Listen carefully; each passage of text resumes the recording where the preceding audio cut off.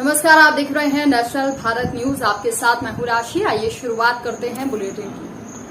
मध्य प्रदेश सरकार में कृषि मंत्री रहे कसरावत के विधायक सचिन यादव ने आरोप लगाया कि मुख्यमंत्री शिवराज सिंह चौहान के नेतृत्व वाली भाजपा सरकार जन अपेक्षाओं को पूरा नहीं कर रही है। यादव ने आज सोमवार को NVDA गेस्ट हाउस कसरावत में पत्रकारों से चर्चा में बीजेपी पर सरकार पर हमला करते हुए कहा कि कांग्रेस विधायकों के निर्वाचन क्षेत्रों में भाजपा की सरकार ने विकास कार्यों को ठप कर दिया।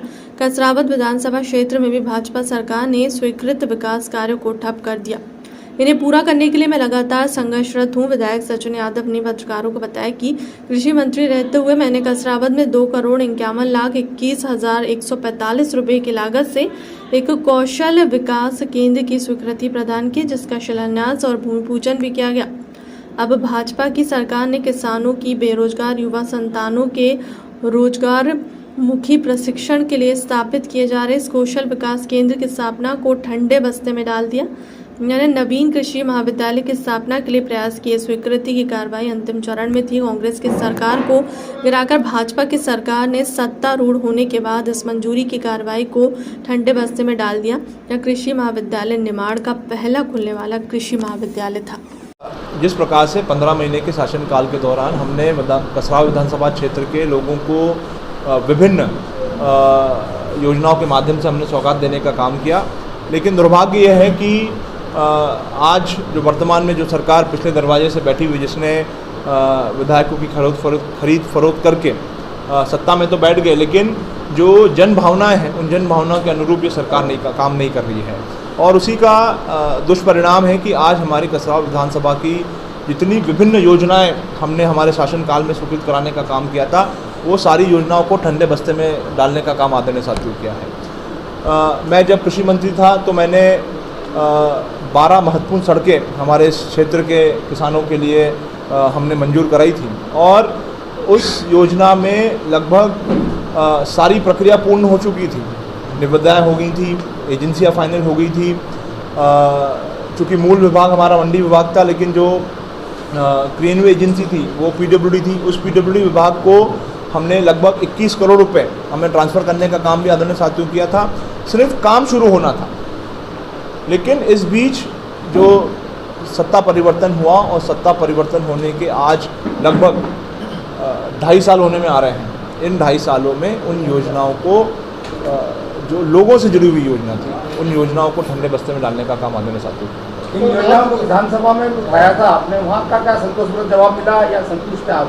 अभी विशेष करके हमारी सड़कों की हम बात करें तो इन सड़कों को लेकर के पिछले दिनों जो हमारे विधानसभा का सत्र आहूत हुआ था, उसमें हमने एक प्रश्न के माध्यम से, जिसका वीडियो जो है आप सब लोगों ने देखा होगा, उसमें हमने इन योजनाओं को पुनः स्वीकृति सरकार प्रदान करे और हमारे जो किसान साथी हैं उन किसान साथियों को राहत पहुंचाने का काम करें। इसके लिए हमने उस प्रश्न के माध्यम से हमने कार्रवाई करने का काम आदरणीय साथियों कहा था, जहां पर माननीय PWD मंत्री जी ने हमें आश्वासन दिया था विधानसभा में कि हम पत्र लिख करके जो मूल विभाग है, मंडी विभाग जो है, जो कृषि विभाग के अंतर्गत आता है, उनको पत्र लिख करके जो राशि उनने वापस मांगी है उस राशि को वापस मांगने का काम हम लोग करेंगे, और जो आपकी सड़कें स्वीकृत हुई हैं उन सड़कों को पूर्ण करने का काम आदरणीय साथियों करेंगे। लेकिन इस तरह की कोई भी कार्रवाई जो है अभी होती हुई दिखाई नहीं दे रही है। मैंने पुनः जो है एक पत्र लिख करके जो आश्वासन माननीय मंत्री जी ने हमको दिया था, वो सारी जानकारी हमने जो है एक पत्र के माध्यम से माननीय PWD मंत्री जी को हमने भेजने का काम किया था। जो मार्ग है वो समस्या नासूर बन गई है, क्योंकि वो 1-2 दिन का काम नहीं, काफ़ी लंबे समय हो गया उसको, और आप क्योंकि भावनात्मक रूप से उससे जुड़ा, क्योंकि उसकी मंजूरी आपके पिताजी ने करनी थी, तो क्या आप नहीं चाहते कि अब उसको एक बड़े आंदोलन के रूप में लेकर उसको तत्काल हल किया जाए? नहीं, देखिए, हम लोग और हमारे साथी जो भी प्रयास होते हैं वो प्रयास हम लोग काफ़ी समय से हम लोग कर रहे हैं। चाहे शासन स्तर के ऊपर हो, हमने शासन को भी हमने कई बार पत्रचार के माध्यम से हमने उनको अवगत कराने का काम किया। हमने जिला प्रशासन को भी हम लोग पिछले दिनों एक प्रतिनिधिमंडल हमारा गया था, वहाँ भी हमने उनको अवगत कराने का, तहसील स्तर पर भी हमने माननीय SDM महोदय को हमारे साथियों ने कई बार जाकर के आवेदन किया। पिछले दिनों हमारे क्षेत्र के कुछ साथियों ने वहाँ पर धरना प्रदर्शन भी वहाँ पर करा था।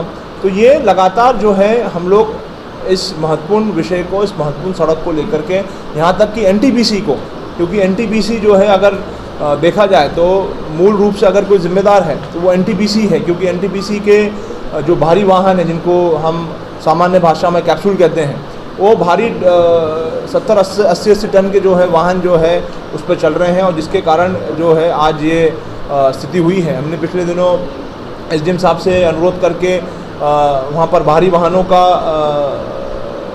आवागमन को हमने बंद करवाने का काम आदरणीय साथियों किया, लेकिन उससे समस्या का हल नहीं होने वाला है। समस्या का हल तभी हो पाएगा जब शासन जो है इस गंभीर विषय को जो है स्वीकार करेगी और उसमें तत्काल रूप से जो है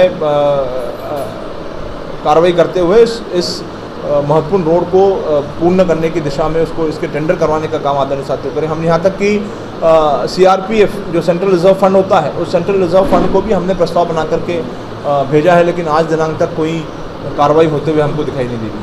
निश्चित रूप से कसराव क्षेत्र की फसलें ज़्यादातर खराब होने लगी है, इसके बारे में हमने पिछले दिनों जब क्षेत्र के बहुत सारे साथियों के हमारे पास फ़ोन आने लगे और हमने सब जगह हमारे साथियों से उसने जायज़ा भी लिया, सबसे बात भी करी, और वाकई में हमारे ये वर्षा के कारण जो है, वर्षा के कारण बहुत सारे हमारे क्षेत्र में हमारे किसान साथियों की फसलें ख़राब होने की जो है खबरें लगातार आ रही हैं। हमने जिला प्रशासन को और माननीय मुख्यमंत्री को भी हमने पत्र लिख करके भेजा है, कृषि मंत्री को भी पत्र लिखा है, राजस्व मंत्री को भी पत्र हमने लिखा है, और हमने उनसे अनुरोध करा है कि तत्काल प्रभाव से जो है आप इसका सर्वे करवाएं और सर्वे करा करके जो फसल नुकसानी हुई है और फसल नुकसानी की भरपाई करने का काम करें और उनको उचित मुआवजा देने का काम करें। तो